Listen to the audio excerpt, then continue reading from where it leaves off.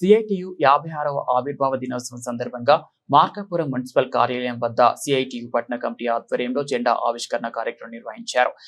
ఈ సందర్భంగా డికేఎం రఫీ మాట్లాడుతూ ఐక్యతా పోరాట నినాదంతో 1970లో ప్రారంభమైన సిఐటియు నేడు దేశవ్యాప్తంగా వివిధ రంగాల్లో విస్తరించి కార్మికుల హక్కుల పరిరక్షణ, సమస్యల పరిష్కారం కోసం పోరాటాలు నిర్వహిస్తుందని అన్నారు. కార్మికులు, శ్రామిక ప్రజల శ్రమ ఫలితంగానే దేశ అభివృద్ధి సాధ్యమైందని పేర్కొన్నారు.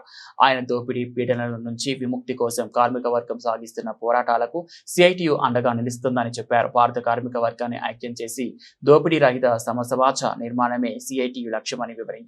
కార్మిక హక్కుల పరిరక్షణ కోసం దేశవ్యాప్తంగా సార్వత్రిక సమ్మెల నిర్వహణలో సిఐటియు కీలక పాత్ర పోషిస్తుందని తెలిపారు. కార్మిక వ్యతిరేక విధానాలను ఎదుర్కోవడానికి, హక్కులను కాపాడుకోవడానికి కార్మికులు ఐక్యంగా పోరాడాల్సిన అవసరం ఉందన్నారు. అలాగే కేంద్ర ప్రభుత్వం కార్మిక చట్టాలను 4 లేబర్ కోడ్లుగా మార్చడంపై విమర్శలు వ్యక్తం చేశారు. కేంద్ర ప్రభుత్వ విధానాలపై తన అభిప్రాయాలను వెల్లడిస్తూ కార్మికులు, ప్రజలు ఐక్యంగా ఉద్యమాలకు సిద్ధం కావాలని పిలుపునిచ్చారు. ఈ కార్యక్రమంలో కె సుబ్బరాయుడు, పి సలాం ఖాన్, జి హరి, పి శ్రీను, చిన్నరాయుడు, ఎం చెన్నకేశవులు, వెంకటయ్య, ఎస్కే యూసఫ్ తదితరులు పాల్గొన్నారు.